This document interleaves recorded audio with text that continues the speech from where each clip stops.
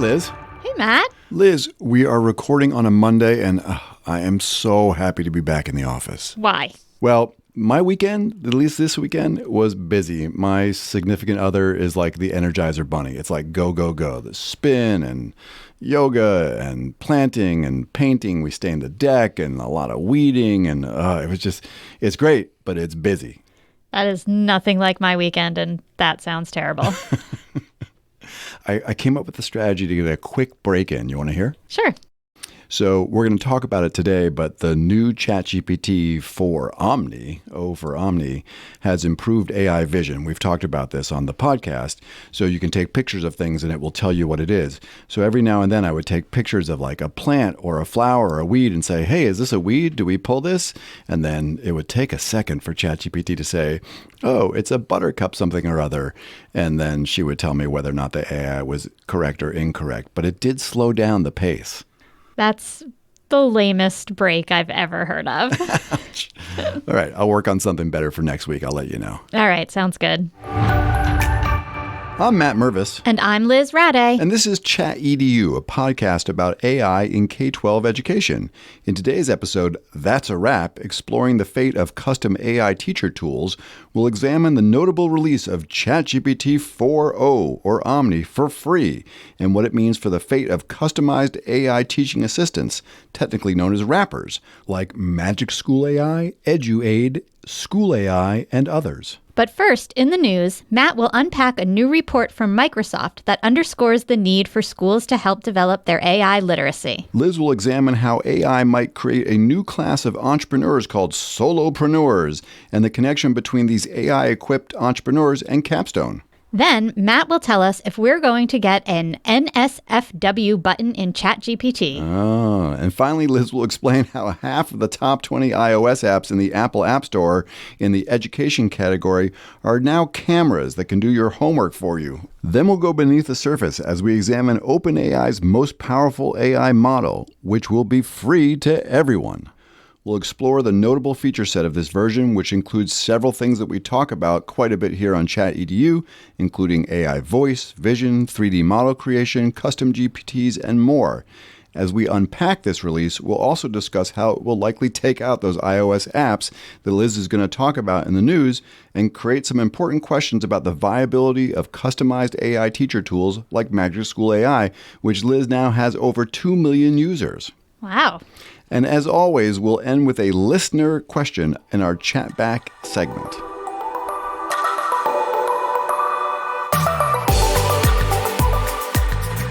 Matt, anyone who listens to ChatEDU will be aware that we have a perspective on the development of generative AI literacy skills among students. If you're new to us, here's the brief version.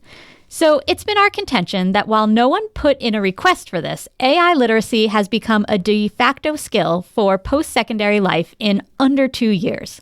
And while it's hard to make this kind of shift so quickly, we don't really have a choice. What's more, given the completely appropriate student data privacy laws with respect to generative AI, federal and state laws, it's especially hard to bring these AI tools into the classroom.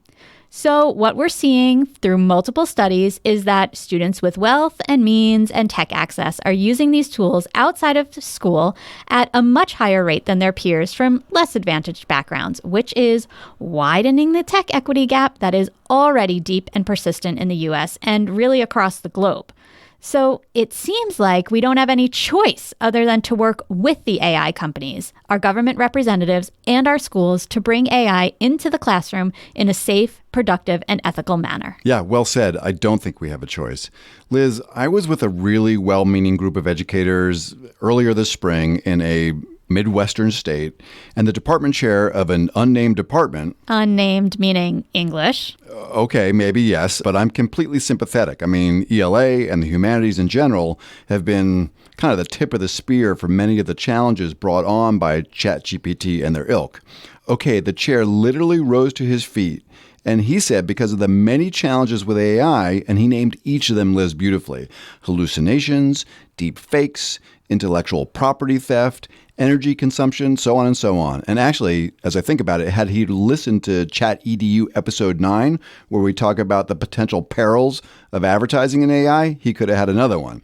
All right, so he says, on principle, this group of educators will not allow any form of AI within their school walls. And I don't want to be flip, Liz. I totally get it. But the challenge is that while, as you said, no one asked for this, it is here. It's a general purpose technology like electricity or the internal combustion engine or computers or the internet. And that means that it's going to permeate every facet of our society, our culture, and our economy. And like any other massive wave of a general purpose technology, as educators, we don't have the luxury of saying no. Yeah, I agree. If we say no, we're basically saying no to preparing students to not only be ready for the demands of post-secondary life with respect to these tools, but we'd also be saying no to having them learn how to take full advantage of these tools, to use them as a lever for their growth and development. We don't have a massive data set to pull from yet, but in our own work, having students learn to use AI in a safe and productive way in the context of personal interest projects and capstone projects, we're seeing real and demonstrable evidence that AI can be growth-oriented and empowering technology in how students live, learn, earn, work, and play. And yeah, it's true there are challenges, but we don't fully understand where this will all land for us. But saying no really isn't a viable option. Okay, wow. No, you're right. I'm not sure that you and I can build a soapbox big enough. And again, we're not just cheerleaders. You'll see several points in this podcast, and really all of them, that will look at the underbelly and the concerns and challenges. But we're going to climb down from said soapbox for just a second and get to that Microsoft report that you alluded to in the lead up to the episode. So the annual Work Trends Index surveyed 31,000 people from 31 countries, and you can break it down in a number of different ways. It's really worth reading the whole thing, but there are perspectives of employers and then also perspectives of employees. So from the employer side, this is fascinating. Again, just under 2 years, 66% of business leaders said they would not hire someone without AI skills, and 71% of leaders said they would be happy to hire a less experienced candidate if they had AI skills. I mean, employees have really thought about there's been a 323% increase in hiring for AI-related roles over the last 8 years. That's really important data. And from the employee side, many employees are taking the initiative to learn AI skills independently, with a 160% increase in LinkedIn Learning course enrollment. And only 39% of employees using AI at work receive training from their companies. And 45% of U.S. executives are not investing in AI tools for employees. 79% of employees think AI skills can broaden their job opportunities, and 76% of professionals say AI skills are necessary to remain competitive. So I'm really happy that here at our regional nonprofit organization, we're embracing both a top-down and bottom-up approach. Employees are encouraged to experiment and explore, keeping in mind some of the basic do's and don'ts about student data and agency info. And at the same time, we have an agency planning team, a director of strategy, that would be you, Matt, and we're doing innovation work with each department. Starting next month, we'll begin rolling out agency-wide trainings that are both in-person and some self-service online. What's more, our new executive director, Jonathan Costa, is deeply invested in the value of this general purpose technology, as we've described it, and we'll hear from him in an interview later this summer, which should be really interesting. Yeah, I'm looking forward to that, and I think it is. You're right. I mean, it's great to have executive leadership, but it's great that there's so much innovation happening across the agency. All right, moving on. Liz, you've introduced me to a new term that I hadn't been familiar with, which is the solopreneur. So tell us what that is, and what's the connection between solopreneurs and a topic I think you care just a little bit about, which is Capstone. Just a little bit. Well, if you had to guess, I'm sure you can figure out that a solopreneur is an entrepreneur that is working alone. So instead of starting a business with a whole team, it's a person who is starting up a business as an individual. And these are not just small businesses like independent sellers of crafts or baked goods. We're talking about globally competitive businesses. AI, when it's used to its max capabilities, can automate a huge number of tasks that in the past, a company founder would rely on a team to do. So think about content creation and marketing. Generative AI is remarkably good at that. And with solid directions in the prompts as to who the target audience is and what the entrepreneur is looking for, that's no problem at all. So there goes the marketing department. Ouch. AI can help with a lot of decision making that, again, someone might have had a whole research team investigating. AI can easily ingest tons of data and give back market analytics that can drive decision making.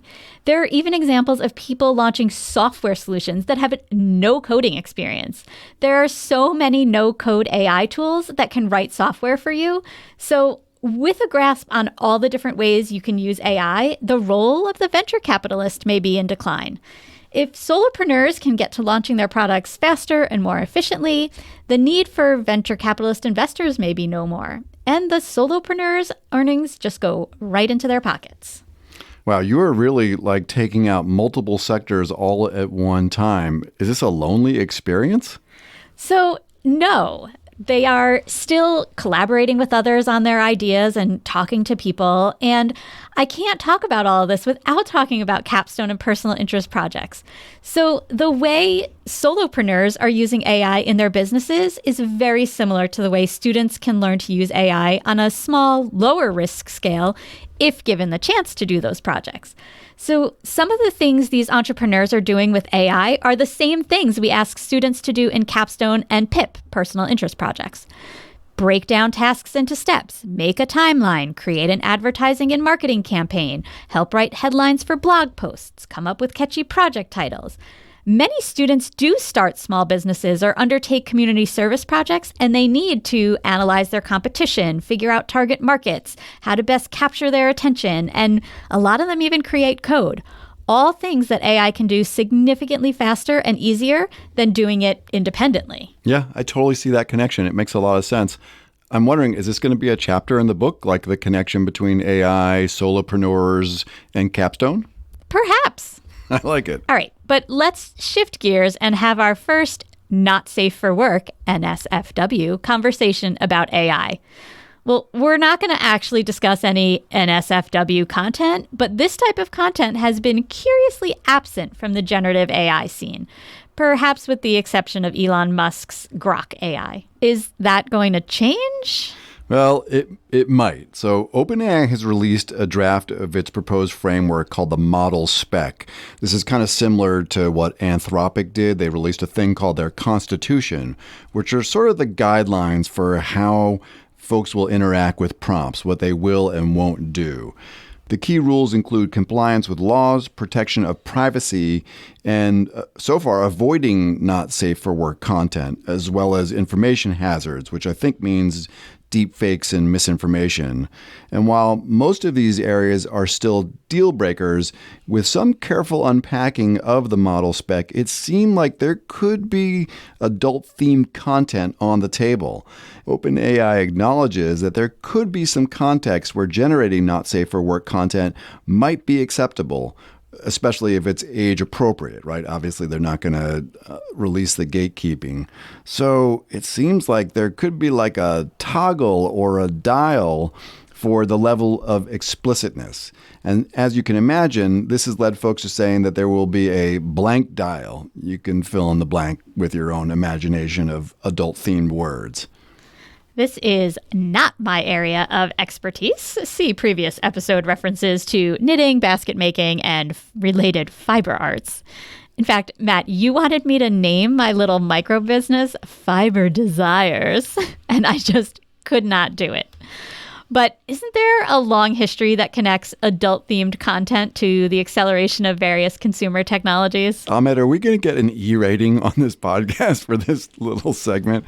All right. So yes, there is. So during if you're my age or older, during the VHS and Betamax format wars in the late 1970s, adult-themed content was actually seen as a factor that led to the eventual success of VHS over Betamax. If this is totally unfamiliar, ask your parents or grandparents. I mean, also, online payment systems at some level really emerged because of the presence of adult-themed content on the internet. Well, I think you get the idea, but people would use PayPal or other systems to purchase things, well, actually it relates to another area, which is streaming video. So the demand for high quality, on-demand adult content played a significant role in the development and popularization of streaming video technology. It probably also really drove increased broadband access. Okay, got it. Point taken. So if ChatGPT got to 100 million active daily users dramatically faster than any other platform, including young half-dressed women dancing on TikTok, we can only imagine how the not safe for work dial might drive their growth. All right, enough said. Can we move on? All right, finally, Liz, let's talk about cheating. Homework assistance. You've noticed that the Apple iOS App Store in the education category is about half homework assistance these days. What's up with that? Yeah, this was something that really worried me. I know we talk all about how we want AI in the hands of students to learn how to use it safely, effectively, and ethically. But when you look at the top apps in the iOS App Store in the education category, there's a problem. In the list of top 10 free apps, we can find Goth, number 1, Question AI Scanner and Solver, number 2, Photomath, number 6, Answer AI, Your AI Tutor, number 9, and 2 different apps to identify plants at number 5 and number 8. I guess you were a user this weekend. Yes. But these apps, I'm going to venture, are probably being used to complete homework. So this isn't totally new. Kids have been, let's say, finding ways to complete homework that avoids actually having to do the work for forever. Now, this could turn into a whole discussion on grading and the point of homework and the quality of assignments and the purpose of the learning task, but I won't get into that today.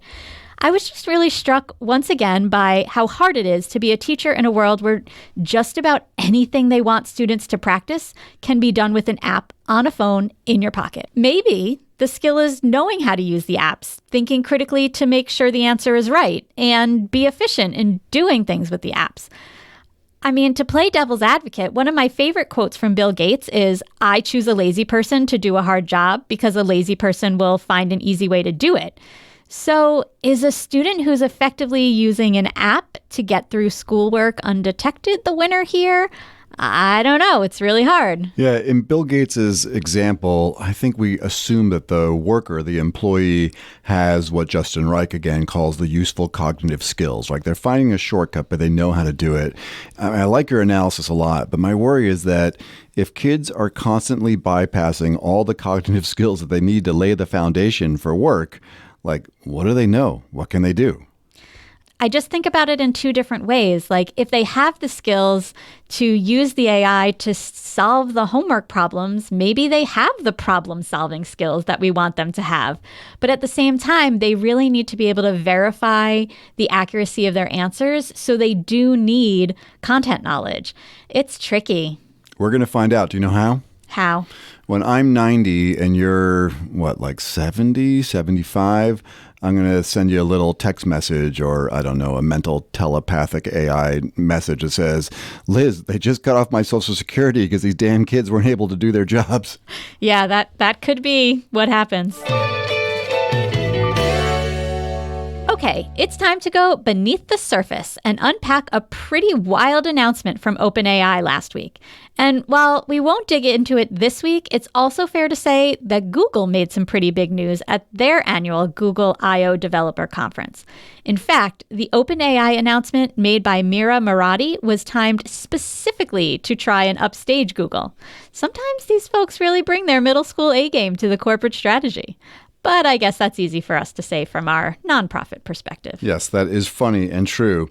All right, let's look at what they announced and why it matters a great deal to teachers and students, at least outside of school for those who are over 13, right? We're going to assume that these announcements don't apply to in-school use because OpenAI's ChatGPT would not be compliant with data privacy laws for kids in schools. The implications are really big for a piece of the educational AI puzzle, which are these popular AI wrappers or tools that wrap teacher-facing prompts and prompt starters on top of a large language model, typically ChatGPT through a thing called API. This is like a word salad. This is an application programming interface. But basically, you have ChatGPT as the engine and all these really nicely done prompts and graphical design that makes it easy for them to use the prompt. So here we're talking about Magic School, School AI, EduAid, and there are several others. Let's start talking about the O in ChatGPT 4.0, which stands for omni or omnidirectional, right? So far in the podcast, we've talked about multimodality, meaning that it can do more than let you just put in text and get text out. So like write me a lesson plan about cell mitosis in the style of Dr. Seuss. That's a popular one. But multimodality means that it can also generate images. So that's text in, image out. Or leverage vision, like the plant finder. That's image in and text out. Or voice, right? And so multimodality can do things in lots of different ways. We use voice all the time on the podcast using Pi from Inflection AI. So in the demo last week, you can see how Omni is different than multimodal because it's doing these things at the same time, right? Saul Khan has a really nice video of him doing homework with his son using this Omni feature. GPT-4 is literally looking at the math problem while having a very fluid conversation with both of them at the same time, right? It can distinguish who's talking. And it coaches Khan's son through the problem. The direction or prompt from Khan was, don't solve it, just help coach us through the process.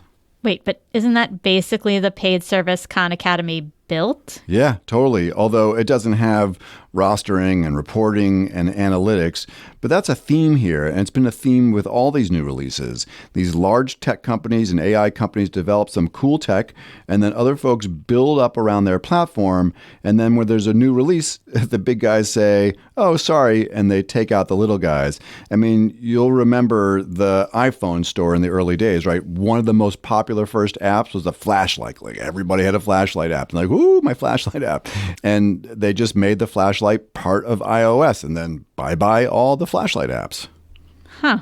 That's one of the reasons I'm so grateful that when we build our own tech, it's for very limited research-oriented deployments. As an audio podcast, it's hard to convey how powerful this video was, but I strongly recommend watching Saul Khan and his son do this homework assignment, and we'll drop it in the show notes.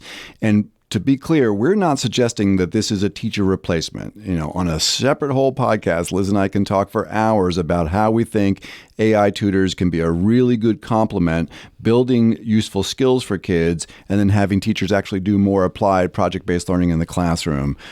Now, we could demo ChatGPT 4 Omni's voice alone for listeners, but unfortunately, it hasn't rolled out to our phones yet, and we'll have to see. But Matt, you showed me a demo that does translate over to audio to some degree. There was a guy named Rocky, and he's getting ready for an interview with OpenAI.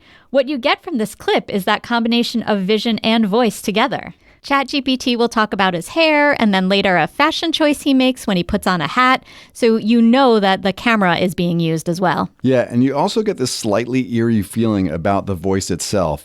I mean, have a listen. Let's listen together. We'll pay close attention to the sense of humor, the giggle, the inflection, and then all that goes along with that. Hey, how's it going?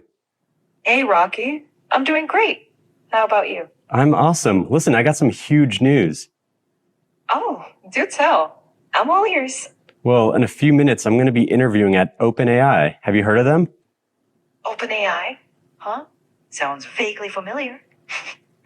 Kidding, of course. That's incredible, Rocky. What kind of interview? Well, it's for a software engineering role, but I just need to know, do I look presentable, professional? Well, Rocky, you definitely have the I've been coding all night look down, which could actually work in your favor. Maybe just run a hand through your hair or lean into the mad genius vibe. Your enthusiasm is what's really going to shine through. I don't have a lot of time, so I'm just going to throw this on. What do you think? Oh, Rocky, that's quite a statement piece. I mean, you'll definitely stand out. Though maybe not in the way you're hoping for an interview. Okay, I got it. Yeah, I hear it. You can ask it to change its emotional tone and intensity. You can interrupt it just by speaking, and it will pause and listen. When we've done this with Pi, you can only interrupt by pressing a button. On the flip side, it's a little glitchy. Sometimes if there's background noise, it stops speaking because it thinks you're speaking. It's like when you're talking to a customer service chatbot on the phone and it keeps glitching out because, oh, I don't know, your teenager screaming in the background about clothes and fashion. But still, the comparisons to this new voice and the movie Her are spot on. I have to say I'm a little put off by the effect of the voice. It seems harsh, but I'm wondering if a group of AI research scientists want this for a girlfriend. The giggling, the flattering, it's almost flirting. I don't know. It's weird. I don't disagree. It's like the voice is set up to be kind of demure. That's an interesting word choice. Yeah, I think it is. Let me just double check that. Hey, Pi, I want to make sure I used a word correctly. What does demure mean? The word demure means modest, reserved, and shy, often in a way that is traditionally considered attractive or appealing in women. It can also suggest a sense of innocence or submissiveness, and is sometimes associated with a feminine ideal that values passivity and compliance. It's important to note that the use of this word can be problematic, as it reinforces gender stereotypes and expectations. In today's society, it's becoming increasingly important to recognize and challenge these stereotypes in order to create a more inclusive and equitable environment for everyone. Okay, yeah, I think that is about right. I mean, everybody needs to listen for themselves. There are different versions of these voices, but I think OpenAI is going to have to be super careful about how they do this. I actually had a conversation with Pi this morning about this topic because it seems to me that Inflection AI has figured out through Pi how to get the voice like just right, but not have it lead into any stereotypes. We're also going to have to consider, as these voices get more convincing, at the same time, are they getting less prone to hallucinations, or are they just getting more convincing? Because convincing with hallucinations didn't really accomplish anything. Ahmed, wait, I just got a notification on my phone. We have breaking news. Ooh, let's play the breaking news music.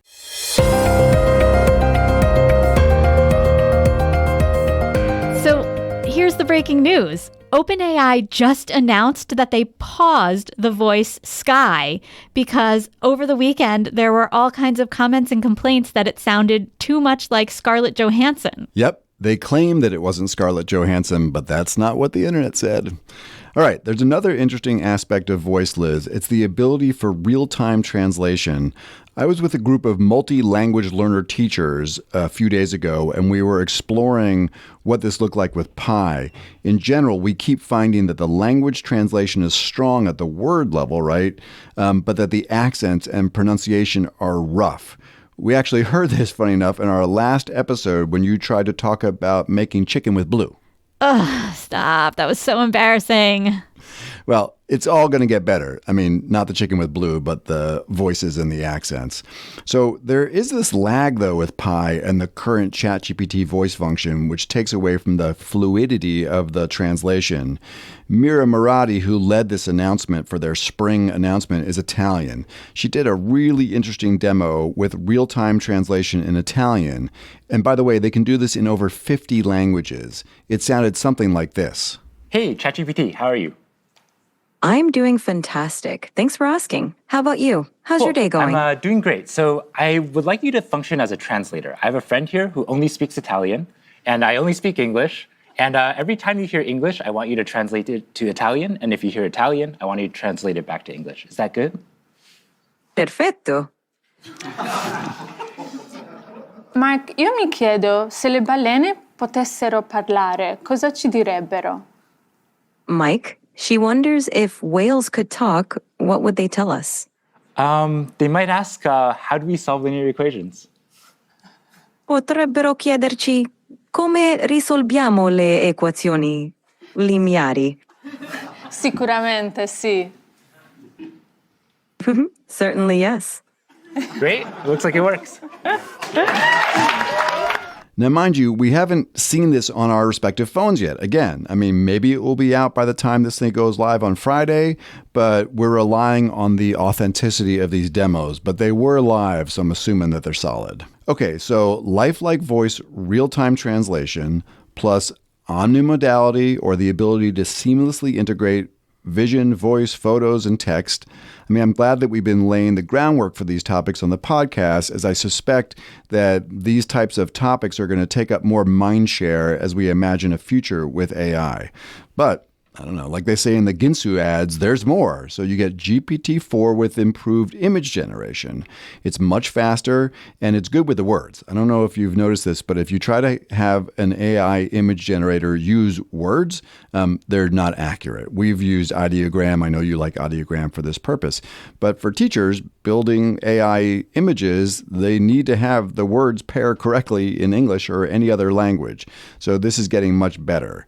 In addition, you can do 3D model generation, so text to 3D model. I know your brother's into 3D printing, so we'll see what this is going to look like. Yeah, I can't wait to see what he's making.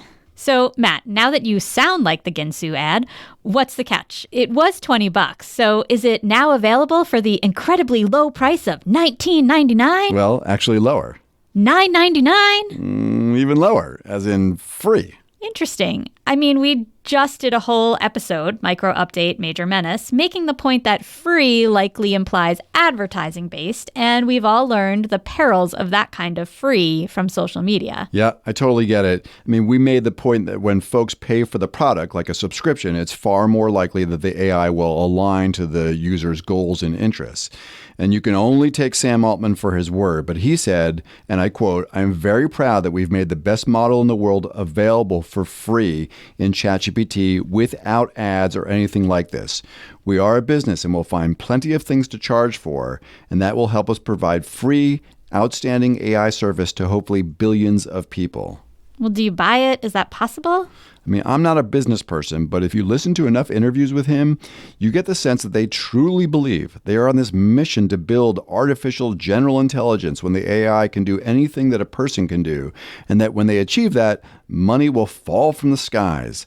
Honestly, they seem more concerned about getting people slowly accustomed to these incremental improvements in AI, and perhaps making it free just means that more people get accustomed to what's coming, right? I don't know. Sounds like that story about a pot, some frogs, and some boiling water. Oh my goodness, yeah. Well, but we'll see. Yeah, I mean, we will, but you can't ignore the substance of what's being presented for everyone, including every teacher, right? We've got the largest frontier model, voice and vision, real-time language translation, precise image generation, including text, 3D model creations, new advancements in the advanced data analytics system, which I know you like a lot, and I think we're going to kind of dig into that over the next couple of weeks.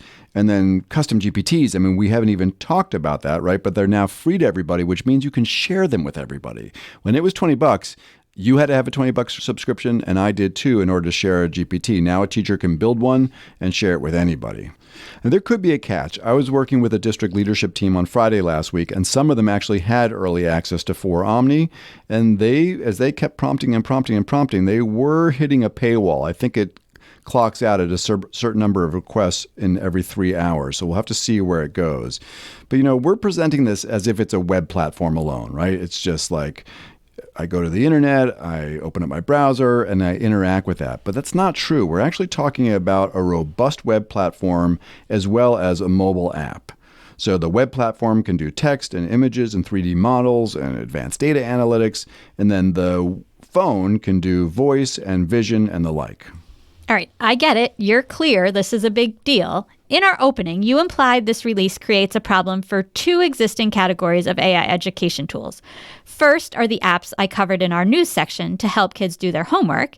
And second are the AI teacher tools like Magic School and School AI. So why do you think they're at risk? Yeah, thanks for coming back to that.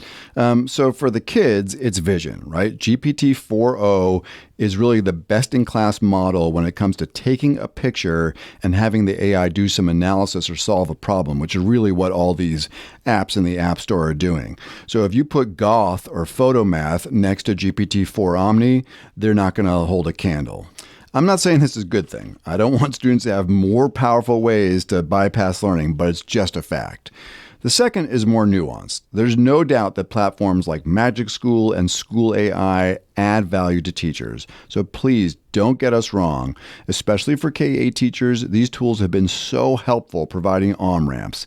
They've been super inviting. They've got this great user interface. They quickly let teachers take advantage of large language models, even if the outputs are basically coming from the ChatGPT API that sits underneath the interface that these companies have created. Right. I just logged into Magic School, and there are over 60 discrete tasks that you can do with Magic School. And the top 3 things teachers are using are a worksheet generator, a multiple choice assessment, and a text rewriter.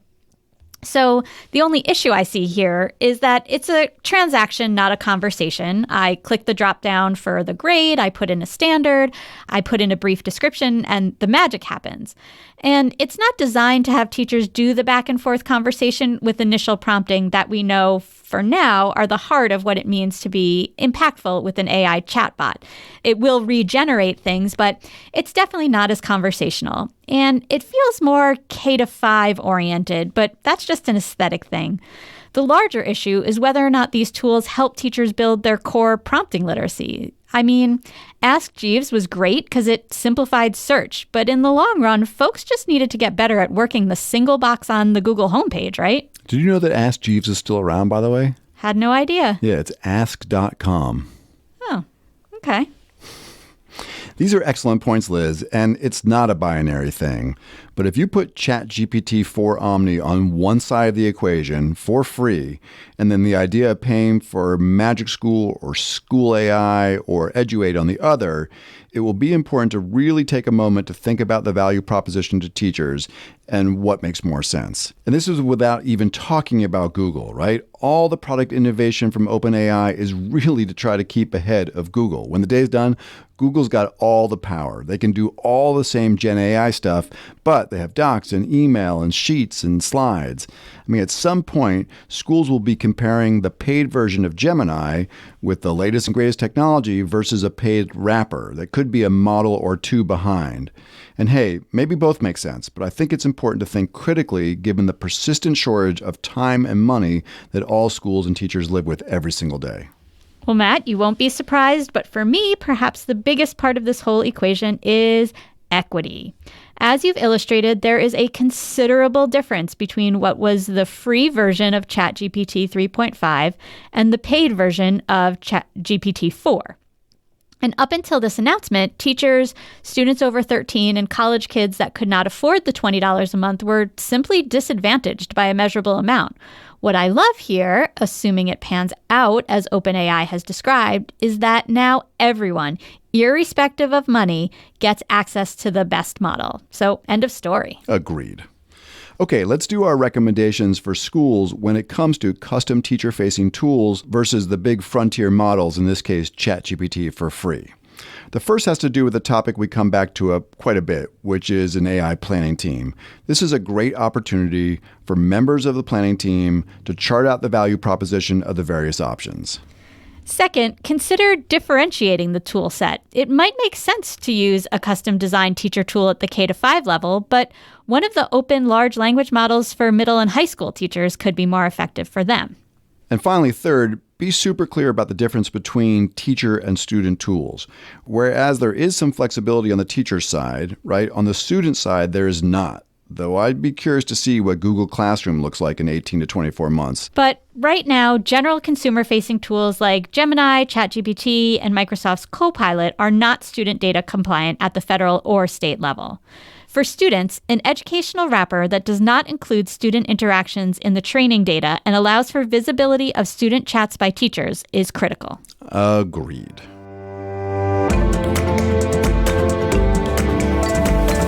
Okay, Liz, we're going to take a question from the field. So at said district administrator retreat I was at last Friday, someone asked a really good question, and I'm a little biased on this take, but they said, should we as a district appoint someone who is the primary contact or czar or a lead strategist for AI? Interesting question. And what was your response?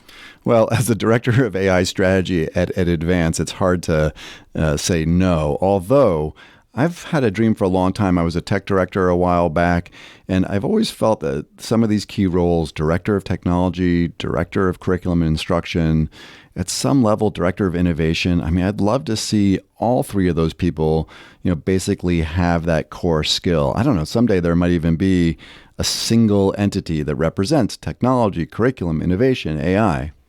Yeah, I think it's always a struggle to have one person as the AI decider or strategist because then you are only getting their view, although I think your view aligns with mine, so you're doing a great job. Thank you. But I guess at the same time, there does need to be someone who does make the final decision if a group can't come to consensus. I mean, especially on this topic right now, because it is moving so fast, it really does take someone to have, maybe it's not a full-time position, maybe it's like a quarter FTE. But I think in this moment right now, in the early days, it's really helpful to have someone who is the primary point of contact, who can help vet tools, who can help inform cabinet-level decision-making and the like.